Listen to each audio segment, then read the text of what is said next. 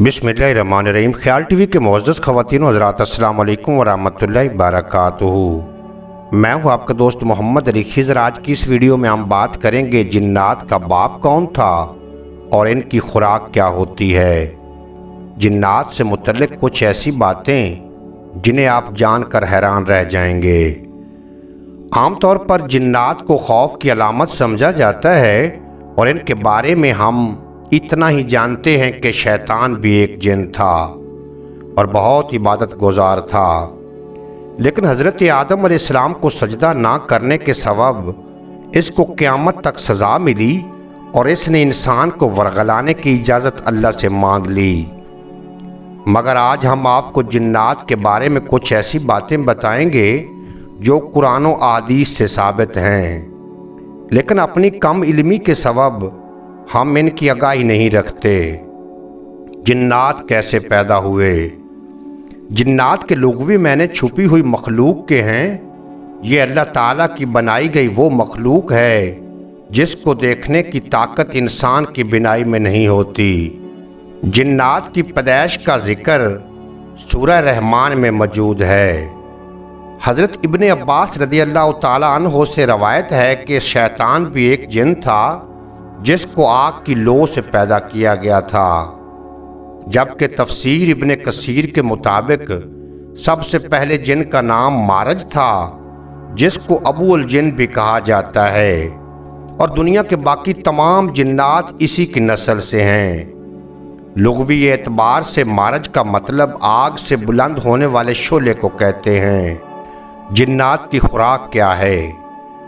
आमतौर पर हम ये समझते हैं कि जिन आदमखोर होते हैं और इंसानों को खाते हैं, जबकि ये तासुर दुरुस्त नहीं है।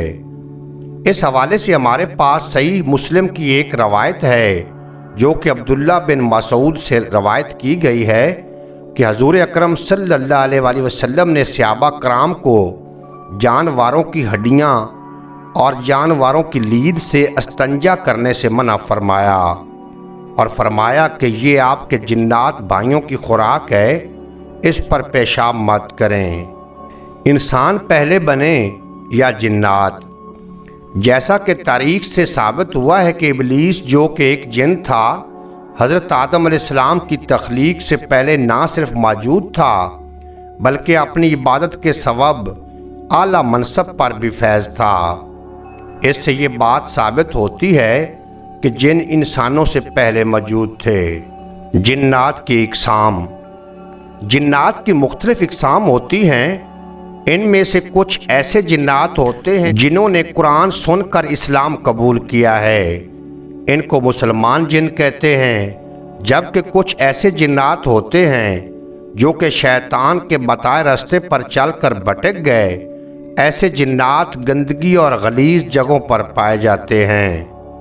यही वजह है कि बैतुल खला में दाखिल होने से कबल दुआ पढ़ने का हुक्म दिया गया है। जिन्नात के हवाले से कुरान और सुन्नत के अलावा भी लोगों के दरमियान सुनी सुनाई कई रवायात मौजूद हैं, ताहम कुरान और सुन्नत से ये अमर साबित शुदा है कि जिन्नात का वजूद मौजूद है और ये वो मखलूक है जो शक्ल बदलने की भी ताकत रखती है।